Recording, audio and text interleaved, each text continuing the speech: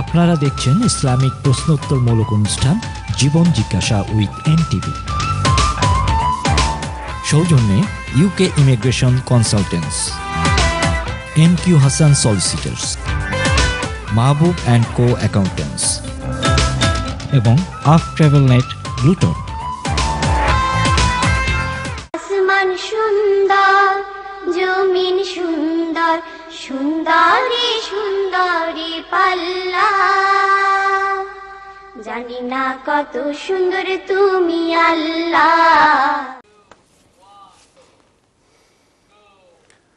আসসালামু আলাইকুম রহমতুল্লাহি ওয়া বারাকাতুহু। প্রিয় ভাই বোনেরা, ফিরে আসলাম আমাদের প্রিয় অনুষ্ঠান জীবন জিজ্ঞাসাকে সাথে করে। আশা করছি আপনারা আমাদের সাথেই আছেন।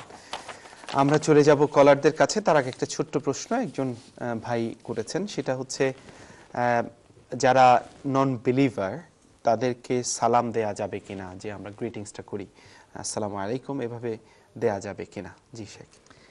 বিষয়টি নিয়ে আমরা স্কলারদের বিভিন্ন মত দেখেছি। প্রথমত অনেক স্কলার আছে, শেখ হোসাইমিন এবং অন্যান্য, ওনারা বলেছেন যে অমুসলিমদেরকে সালাম, যেটা আসসালামু আলাইকুম রহমতুল্লাহ আমরা বলে থাকি মুসলমানদেরকে, সেটা ব্যবহার করা যাবে না, এরকম একটা মতামত রয়েছে এবং এটা অনেক স্ট্রং।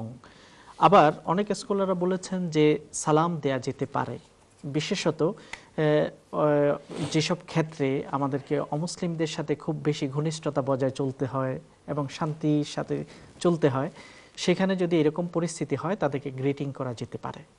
এটার মূল ভিত্তি হলো, এই মতবিরোধটার মূল ভিত্তি হলো স্কলারদের মধ্যে যে মুসলিম অমুসলিমের সম্পর্ক কোন ভিত্তিতে, এটা কি যুদ্ধকেন্দ্রিক সম্পর্ক না এটা শান্তি কেন্দ্রিক সম্পর্ক। তো স্কলারদের মত হলো যদি যুদ্ধ অবস্থা থাকে তখন সেটা ভিন্ন হতে পারে, কিন্তু সামাজিকভাবে যখন মানুষ এক জায়গায় থাকে, আল্লাহ তাআলা বলছে লা ইয়ানহাকুমুল্লাহু আনিল্লাযীনা লাম ইউকাতিলুকুম, যারা তোমাদের সাথে লড়াই করছে না, যুদ্ধ করছে না, শান্তির সাথে থাকে, তাদের প্রতি তোমরা ভালো ব্যবহার করবে, সেটা আল্লাহ নিষেধ করেন না। আন তাবাররুহুম ওয়া তুকসিতু ইলাইহিম, তাদের সাথে ন্যায় বিচার করা এবং তাদের সাথে ভালো ব্যবহার করার ব্যাপারে আল্লাহ নিষেধ করেন না। একইভাবে হযরত ইব্রাহিম আলাইহিস সালাম তার বাবাকে বলেছেন সালামুন আলাইক, আপনার উপর শান্তি বর্ষিত হোক, যদিও তার বাবা আমরা জানি যে শিরিক করা অবস্থায় ছিলেন। একইভাবে আরও কোরআনে কারীমের মধ্যে আছে যে আল্লাহ তাআলা কাফেরদের উদ্দেশ্যে নবীর মাধ্যমে বলিয়েছেন লাকুম আমালুকুম ওয়া লানা আমালুনা সালামুন আলাইকুম, তোমাদের কাজ নিয়ে তোমরা থাকো, আমরা আমাদের কাজ করব, তোমাদের উপর শান্তি বর্ষিত হোক। এরকম শব্দের মাধ্যমে অনেকে প্রমাণ দিয়েছেন যে অমুসলিমকে সালাম দেওয়া যায়। তবে আল্লাহ নবীর ক্ষেত্রে আমরা যেটা দেখি, আল্লাহ নবী অনেক অমুসলিম রাজাদেরকে তিনি চিঠি লিখেছেন এবং ওই চিঠিগুলোর মধ্যে এভাবে শুরু করেছেন সালামুন আলা মান ইত্তাবাআল হুদা, যারা শান্তি অথবা হিদায়াতের পথ অনুকরণ করে তাদের উপর শান্তি বর্ষিত হোক। কাজে আমরা স্কলারদের মধ্যে বিভিন্ন মতামত এই ব্যাপারে লক্ষ্য করছি। ধন্যবাদ। চলে যাচ্ছি কলারের কাছে। আসসালামু আলাইকুম। আসসালামু আলাইকুম। ওয়ালাইকুম আসসালাম ওয়া রাহমাতুল্লাহ। জি, আমি স্টুডেন্ট মাত্রাম। জি জি, আপনার প্রশ্ন বলেন। আমার একটা প্রশ্ন ভাই, আমার একটা প্রশ্ন। জি প্লিজ। যখন দাঁড়াইয়া নামাজ পড়লে তো নাকি বেশি, বা যখন বইয়া পড়লে তখন অর্ধেক নাকি মিলে। তখন যেমন ধরুন আমার ছোট একটা বাচ্চা আছে 1 বছরের, তখন আমি যখন আর কি নামাজও লাগে তাই আমার খুলাই বই যায়, যেমন ধরো আমি সহ্য দিতাম পারি না, তো আমি যে বসে বসে নামাজ পড়লাম, মানে সহ্য দিলাম না তো সহ্য দিলাম ওরকম, তাইলে আমার কতখান মানে নিশ্চয়ইব বা ওখান তো জানতাম চাইলাম আর কি। আর আরো একটা প্রশ্ন হইলো, আমার প্রশ্ন বুঝছেন না? জি জি জি, বোঝা গেছে। আর আরেকটা প্রশ্ন হইলো গিয়া, অনেক আগে আমার একজন ভাই আর কি, আমার নিজের ভাইয়ে মানে ও লন্ডন থেকে একবার মানে ব্যাংক থেকে 20,000 পাউন্ড মানে লোন আনি আর কি, আর এখন দিচ্ছেন না বুঝছেন। তো মানে এখন তাই না আর কি যে তোবা করা বা হজও গেছেন একবার উমরা করা, এখন এটা আর কি মানে কিলা মাফ হইব, এই যে একটা গুনাহ করছেন এটা কিলা মাফ হইব, ওটা তো একটু কইবা দয়া করে। উনি যে তওবা করেন না, আপনি শিওর? তওবা করছেন, তওবা তো তার প্রত্যেক দিন করা, মানে ডেইলিও তওবা করা। লোন কি ফেরত দিয়েছেন? এখন একবার উমরা তো গেছেন, তারপরে আর বোন, তওবা করা। আচ্ছা উনি লোনটা ফেরত দিয়েছেন কিনা শেখ জিজ্ঞেস করলেন। লোন টাইম ফেরত দেন না, অনেক আগে আনছেন 10 বছর আগে, 5টা টাইম খাইলেই শুনি লোন ফেরত দিছেন না। ওকে, ঠিক আছে। হ্যাঁ, ধন্যবাদ। প্রথম প্রশ্নটি হলো দাঁড়িয়ে নামাজ না পড়ে যদি কেউ বসে পড়ে। প্রথমত দাঁড়িয়ে নামাজ পড়াটা বিশেষত ফরজ নামাজ, দাঁড়ানো এটা হচ্ছে নামাজের একটা রোকন, একটা ফরজ। অনিচ্ছাকৃতভাবে অপ্রয়োজনে যদি কেউ বসে নামাজ আদায় করে ফরজ নামাজ, তার নামাজ আদায় হবে না। একজন ব্যক্তি সুস্থ, তিনি দাঁড়াতে পারেন, কিন্তু বসে যদি তিনি নামাজ আদায় করেন, দাঁড়ানোটা মিস হয়ে গেল, যেটা নামাজের গুরুত্বপূর্ণ একটা রোকন কিংবা একটা স্তম্ভ দাঁড়ানোটা। এই কারণে তিনি বসে নামাজ পড়তে পারবেন না। হ্যাঁ, অসুবিধার কারণে কেউ যদি বসে পড়েন, শারীরিক অথবা মেডিকেল কন্ডিশনের কারণে কেউ যদি বসে পড়েন, তখন তার নামাজ হবে। কিন্তু বসে পড়ার কারণে যদি বাচ্চা কোলে এসে যায়, তিনি বাচ্চাকে এক হাত দিয়ে সরিয়ে দিয়ে সেজদা করতে হবে। মনে রাখতে হবে সেজদা করাটা ফরজ, এই ফরজটা যেন মিস না হয়। হ্যাঁ, বাচ্চার কারণে যদি কিছু অসুবিধাও হয়, তাতে করে আল্লাহ তাআলা ক্ষমা করবেন, যেহেতু বাচ্চারা তো এরকম করবেই, স্বাভাবিকভাবে মায়েদের সাথে বাচ্চারা থাকে এবং নামাজে অনেক সময় বাচ্চারা এরকম করে। আল্লাহ নবীর ক্ষেত্রে আমরা হাদিস দেখেছি যে আল্লাহ নবী সেজদায় গিয়েছিলেন, তখন তার সেজদা থেকে উঠতে দেরি হচ্ছে, তিনি জামাত পড়াচ্ছিলেন। সাহাবায়ে কেরাম চিন্তিত হয়ে পড়লেন। পরে আল্লাহ নবী ব্যাখ্যা দিলেন যে আমি সেজদায় দেরি হওয়ার কারণ হলো যে যখন সেজদায় যাই, আমার নাতি পিঠের উপর বসেছিল, এই জন্য আমি চাইনি যে তাকে সরিয়ে দিয়ে উঠি। যখন সে নেমে গেল, তারপরে আমি দাঁড়ালাম। অর্থাৎ বাচ্চারা নামাজে গেলে এরকম মা বাবার সাথে কিছুটা, নানা দাদাদের সাথেও বা অন্যদের সাথেও বাচ্চারা একটু ডিস্টার্ব করতেই পারে এবং এটা স্বাভাবিক। এই কারণে নামাজের কোনো অসুবিধা হবে না। তবে যাতে করে সেজদা, রুকু সেজদাগুলো মিস না হয়, এ ব্যাপারে খেয়াল রাখতে হবে। বাচ্চাদেরকে সরিয়ে তারপরে আপনি সেজদা করবেন। হয়তো সেজদাতে বেশিক্ষণ থাকতে পারলেন না, কিন্তু সেজদাটা যাতে করে আদায় হয় সে ব্যাপারে খেয়াল রাখতে হবে। দ্বিতীয় প্রশ্ন হলো, ব্যাংক হতে লোন নেওয়ার পরে সেটা যদি আদায় করা না হয়, শুধু তওবাটাই যথেষ্ট হবে না। ইসলামের রুল হলো আর্থিক লেনদেন, যদি আপনি কারো থেকে কোনো অর্থ নেন, তখনই সেটা ক্ষমা হবে যখন সেটাকে ওই জায়গায় আবার ফিরিয়ে দেওয়া হয়। সেটা ব্যক্তি হতে পারে, সেটা কোম্পানি হতে পারে, সেটা ব্যাংক হতে পারে। এই জন্য ওনার জন্য উচিত হবে যে উনি চেষ্টা করবেন আগের তথ্যগুলো সংগ্রহ করে কিভাবে সেগুলোকে ফেরত দেওয়া হয়, অথবা ফেরত দিতে না পারলে তাদের কাছে সাবমিট করা বা সারেন্ডার করা, এই বিষয়টা করতে হবে। মনে রাখতে হবে আর্থিক লেনদেনটা অনেক গুরুত্বপূর্ণ। আমরা ভালো আমলের দ্বারা আমরা আল্লাহর যে গুনাহগুলো করে ফেলি, সেগুলো আল্লাহ ক্ষমা করে দেন। যেমন যে চলাফেরাতে কোনো অসুবিধা ছিল, নামাজ পড়াতে কোনো ত্রুটি বিচ্ছিন্ন ছিল, পরিপূর্ণভাবে তওবা করলে আল্লাহ ক্ষমা করে দেন। কিন্তু কারো থেকে লেনদেন যদি আমরা করে থাকি, সেটা তার কাছে ফেরত দেওয়ার জন্য আমাকে চেষ্টা করতে হবে। আশা করি আপনি উত্তর বুঝতে পেরেছেন। ধন্যবাদ। আমরা চলে যাচ্ছি কলারের কাছে। আসসালামু আলাইকুম। আসসালামু আলাইকুম। কলার কি আছেন আমাদের সাথে? ওকে, এক ভাই প্রশ্ন করেছেন কার্ডিফ থেকে। উনি বলছেন যে উনি কেয়ারারের যে প্রফেশনটা আছে, উনি শেষ করে এটা প্রফেশন হিসেবে নিতে চান। তো এটা এজ এ মুসলিম ঠিক আছে কিনা? উত্তর হলো যে কেয়ারার এটা তো একটা সেবা এবং সার্ভিস, অবশ্যই এটা ঠিক আছে। তবে ইসলামের মৌলিক রুলগুলোকে খেয়াল রাখতে হবে, মৌলিক বিষয়গুলোকে কেয়ারারের দায়িত্বে যারা আছেন তাদের খেয়াল রাখতে হবে।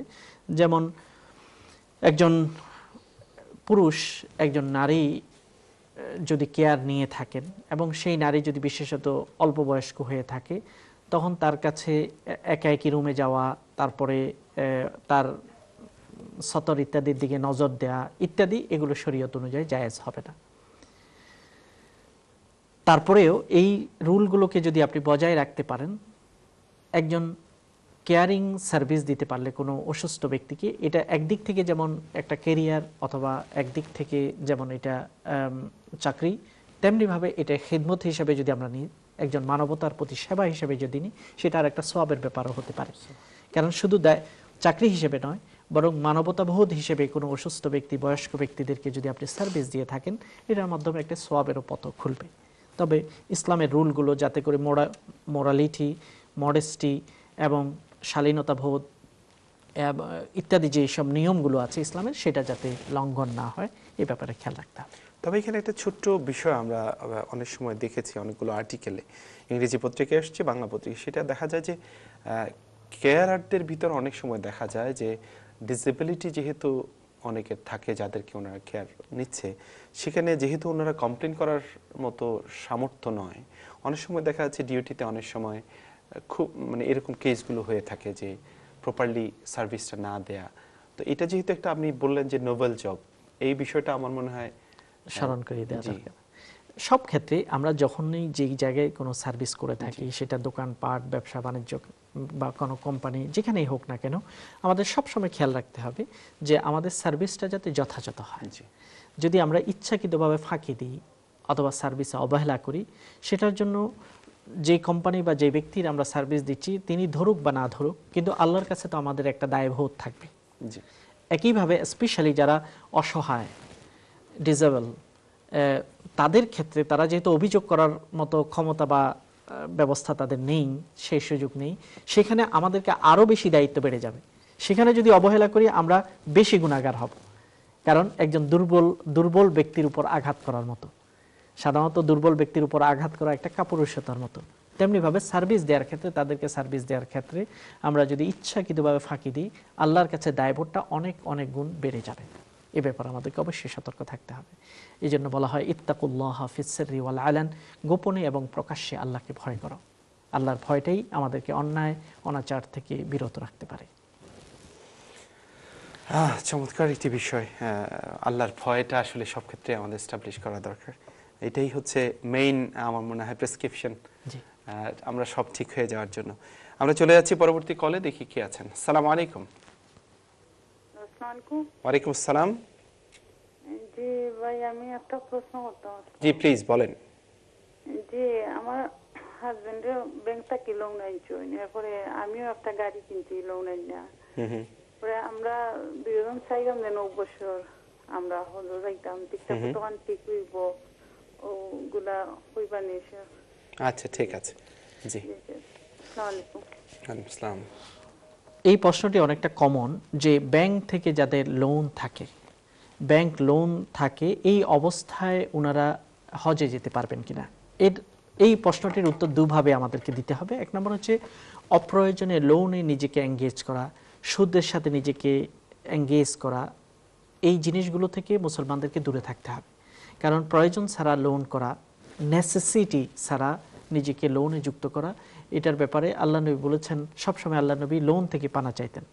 আর সুদ তো এটা অত্যন্ত জঘন্য একটা গুনাহ। এই কারণে এই জিনিসটার একটা সাইড, এটা থেকে আমাদেরকে বেরিয়ে আসার চেষ্টা করতে হবে। এবং যারা এখনো লোন নেননি কিন্তু লোন নিতে আগ্রহী, তাদেরকে এই ব্যাপারে সতর্ক হতে হবে। দ্বিতীয় হলো হজ। সেটা হচ্ছে ভিন্ন একটা ব্যাপার। লোন থাকলেও হজ করা যেতে পারে, এটার কারণে হজের কোনো অসুবিধা হবে না। তবে সবচেয়ে ভালো হয় যে লোন মুক্ত অবস্থায় হজ করা। কিন্তু কারো যদি দীর্ঘমেয়াদী লোন আছে, মর্গেজ আছে, কিন্তু তিনি হজে যাওয়ার সামর্থ্য তিনি জোগাড় করতে পারবেন, তখন তিনি হজ করে নেবেন এবং আল্লাহর কাছে দোয়া করবেন আল্লাহ যেন তাড়াতাড়ি তাকে লোন থেকে মুক্ত করেন। আমিন। প্রিয় ভাই বোনেরা, আমরা শেষ করতে যাচ্ছি আমাদের প্রিয় অনুষ্ঠান জীবন জিজ্ঞাসা। শেষান্তে শেখের একটা লাস্ট রিমাইন্ডারকে আমি আপনাদের সামনে মনে করিয়ে দিচ্ছি। সেটা হচ্ছে আল্লাহর ভয়টা আমাদের অন্তরে জাগ্রত করা।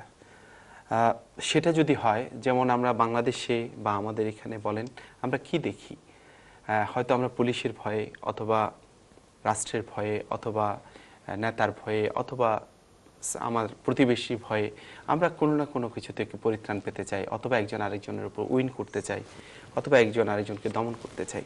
সব ক্ষেত্রে বিষয়টা যদি এরকম হয় যে আমরা কারো ভয়ে না দুনিয়ার, অথবা কারো দিকে তাকিয়ে নয়, শুধুমাত্র যে আল্লাহর ভয়ে আমরা রমজানের রোজা রাখি, যে আল্লাহকে সন্তুষ্ট করার জন্য আমরা রমজানের রোজা রাখি, সেই আল্লাহর ভয়ে আমি আমার রাষ্ট্র পরিচালনা করব, সেই আল্লাহর ভয়কে মনে রেখে আমি আমার থানা পরিচালনা করব, আমি আমার সমাজ পরিচালনা করব, আমার পরিবার পরিচালনা করব, এবং সেই আল্লাহর ভয়কে নিয়েই আমরা আল্লাহর কাছে ফিরে যাব এবং জান্নাত পাওয়ার আশা করব, আল্লাহর সন্তুষ্টি পাওয়ার আশা করব।